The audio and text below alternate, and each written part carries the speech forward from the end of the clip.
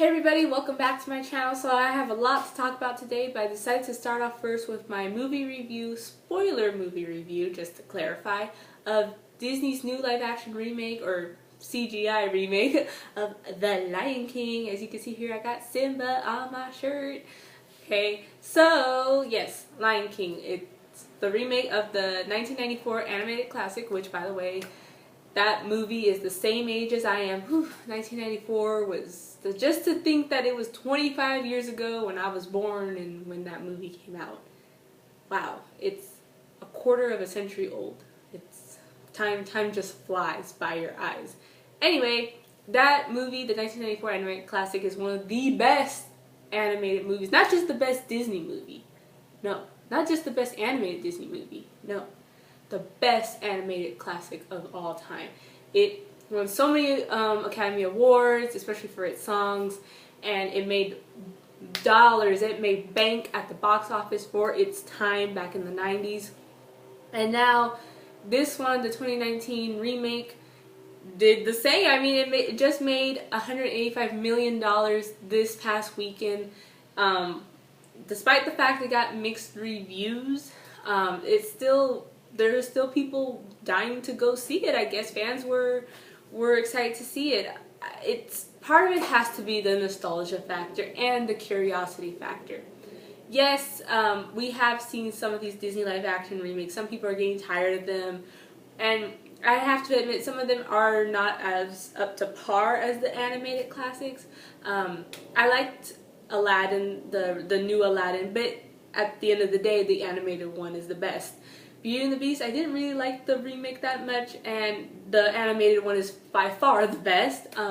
But, you know, I still went to the theater and saw them because of the whole nostalgia and curiosity factor. So, The Lion King, it was going, you know, it had those two factors going for people. Curiosity and nostalgia. So that's why so many people flocked to the theater to go see it. I saw it with a couple of friends at one of our local theaters. And it was pretty packed, I'm not gonna lie. It was packed. Families were there, kids were there, parents, you know, it's like the whole town was there. It was pretty packed. It almost reminded me of how packed Avengers Endgame was. That's how packed it was. It didn't make as much money as Avengers Endgame, I'm not saying that, but just to see how many people were looking forward to this movie. Yeah, the theater was pretty crowded. Now, regarding my spoiler review, I mean, do I really need to spoil it? It's pretty obvious what the story is. So there's really, you know, I'm just gonna put spoilers just cause. But yeah, we all know the story. Mufasa is the king of Pride Rock. He raises his son Simba, teaches him the ways of being a king. However, Mufasa's jealous brother Scar kills him and makes Simba run away from the Pride Lands, and Scar takes the throne for himself. Simba is now an outcast, and years later, he realizes he has to go back home and fight for the throne, which means he has to fight his uncle Scar. That's basically the plot. We all know that.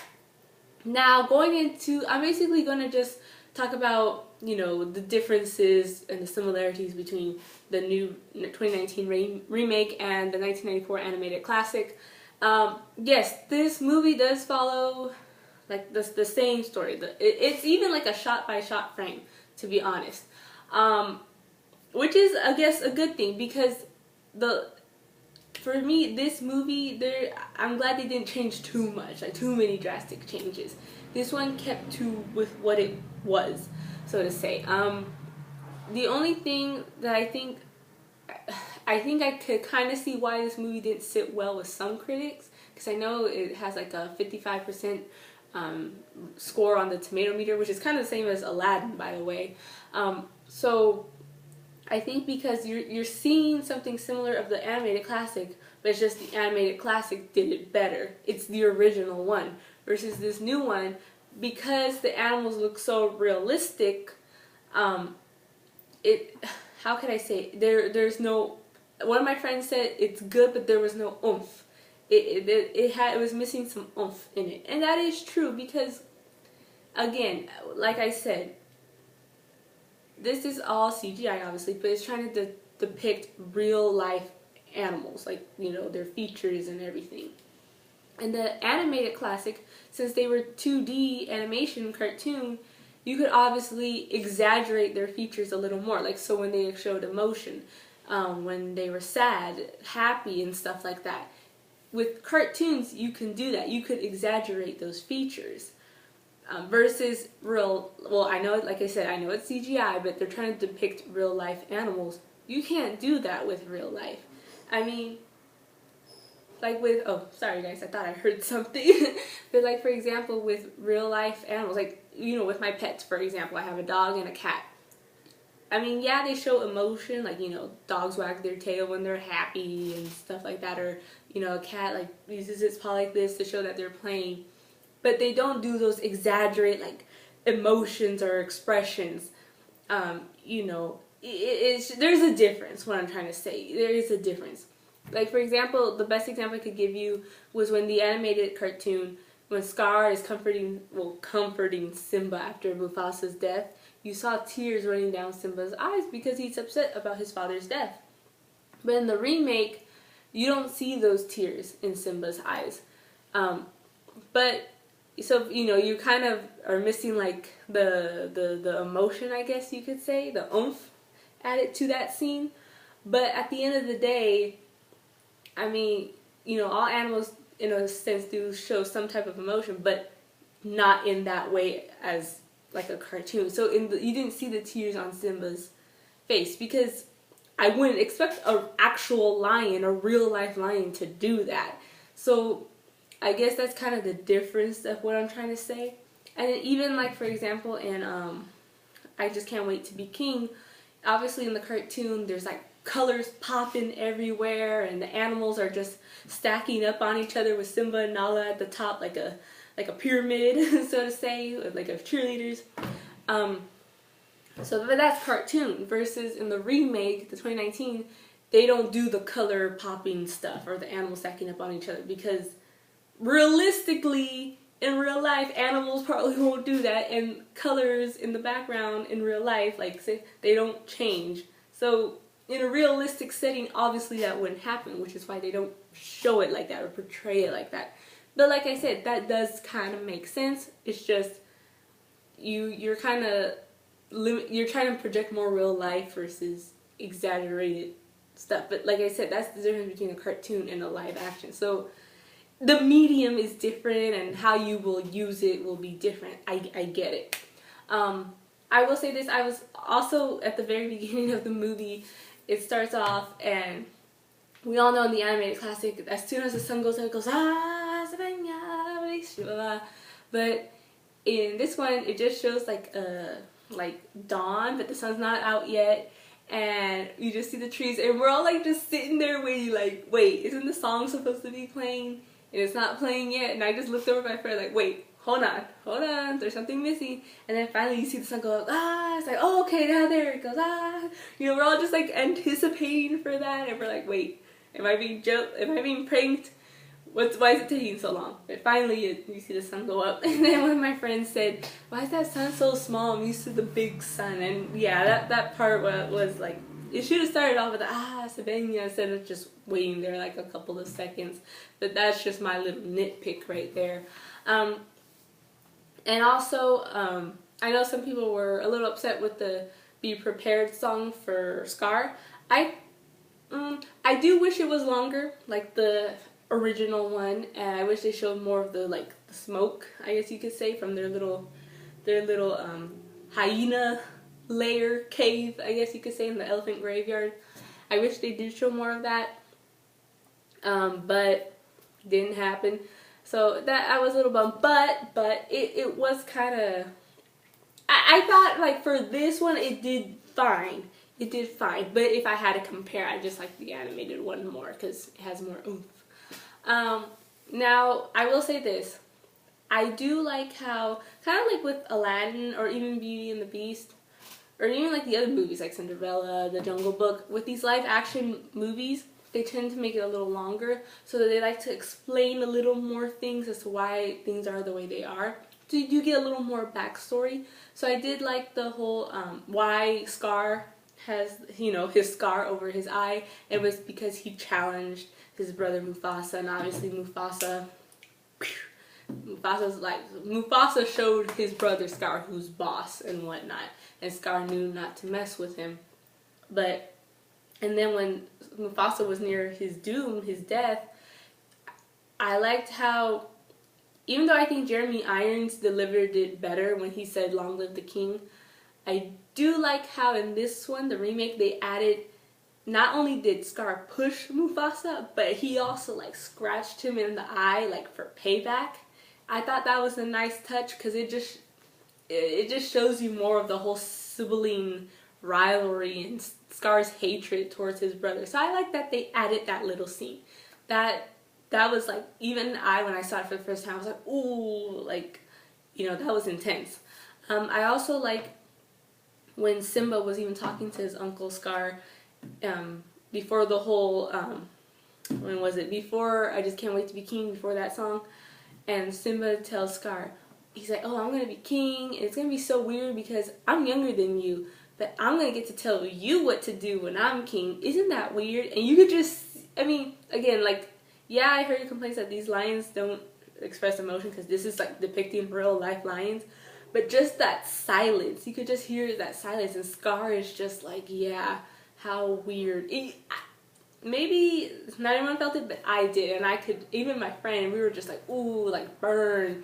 So that to me was like, I felt, I don't know why, it's like I could kind of see why Scar felt upset in a way.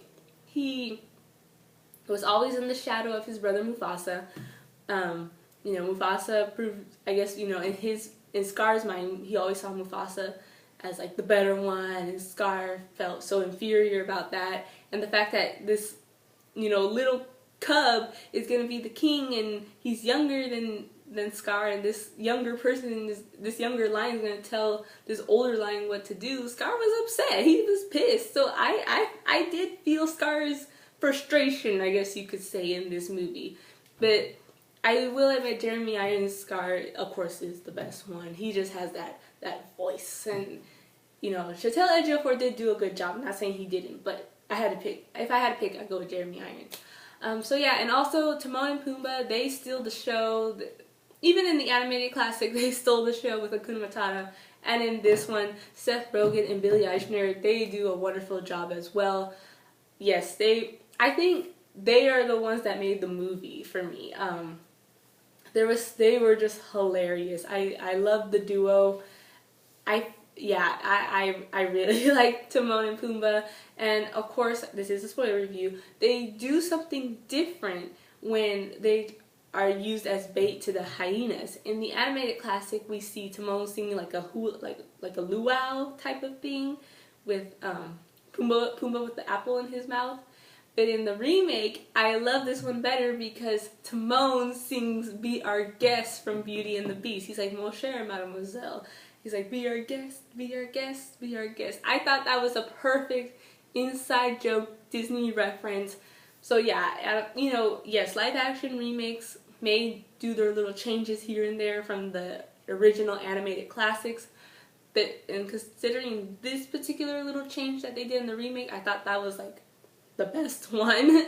That was just a funny inside Disney joke. I loved it. Again, Timon and Pumbaa in this movie were awesome. I really enjoyed them. Timon and Pumbaa, those are like, if you guys had to pick like your top 10 Disney, funny Disney characters, whether it's the main character or the sidekick, whatever, Timon and Pumbaa will be on that list. They are hilarious. So yeah, I really like them. I also like how they also included other animals with Timon and Pumbaa that grew up in their little paradise home, I guess you could say, and helped Simba. They basically raised Simba for the rest of his life until it's time for him to be king.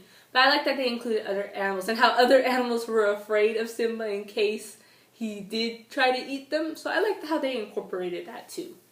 Now also, I thought all the voice actors, I thought they did pretty good. There were some moments where I noticed that the voices didn't match the moving, the mouth moving of the animals. I did notice that, and I'm like, you need to fix that a little bit. But other than that, I thought they did good. James Earl Jones has Mufasa. He will always be Mufasa, but I do feel, you could tell though he didn't I feel like in the 1994 animated classic he added more force and more strength to Mufasa than in this one. But then it crossed my mind that he is an older gentleman, so you know his energy is not the same as it was back then. You know, he is at his age at that point, so to say. But it was nice to include him in the cast. I thought Donald Glover and of course the one who's everyone's talking about, Beyonce. They all did pretty good. And Beyonce's new song Spirit was also in the movie, but Nala's not singing it or anything. It's more like in the background. It's like a background song, so to say, when Simba and Nala return to the Pride Lands. But yeah, I mean, there's not so much more I could talk about it. I mean, like I said, we all know the plot of The Lion King. It's pretty obvious. But if I had to pick and choose, obviously the 1994 animated classic will always be the best. You can't top the original. But this remake wasn't as bad as I feel some critics, or even like, you know, maybe other fans or audience members were making it out to be. I thought it had some good moments. It's not entirely terrible as people, you know, make it seem. It was pretty good. Not as great as the animated classic, but it was good as a live action movie. So, which is fine, right? You know, I thought I got my money's worth, if that makes any sense. And I like the fact that I went with I went with friends and it was a pretty big crowd, because I feel like when you go with big crowds, you know, people are so into it and people applauded at the end. Like I said, it could be the whole nostalgia factor and the curiosity factor. You see your childhood, you know, being displayed on screen. Maybe not as great as the original, but it's still like a memory, so to say, that you have, and when you just see it, you're like, wow, like that's what I grew up with. So yeah, I thought it was a nice movie. Not as great as the original animated classic, but it was nice. So if I had to give it a score, I'd probably give it a 7.5 out of 10. I was thinking about giving it an 8, but I was like, no, maybe 7.5. Again, I think, you know, I just think the animated version does a better job. The remake, it's good, but not as great. So yeah, that's my thoughts, my opinions on my little mini spoiler review of The Lion King. So let me know down in the comments below if you guys are planning to go watch this. If you have, do you prefer this one or the animated classic? Now, regarding Disney movies, which is your favorite? Okay, so two things. Which is your favorite Disney animated cartoon movie, and which is your favorite live action Disney movie? It could be remake or an original live action movie, doesn't matter. So yeah, let me know in the comments below, like and subscribe, and as always guys, Hakuna Matata, bye!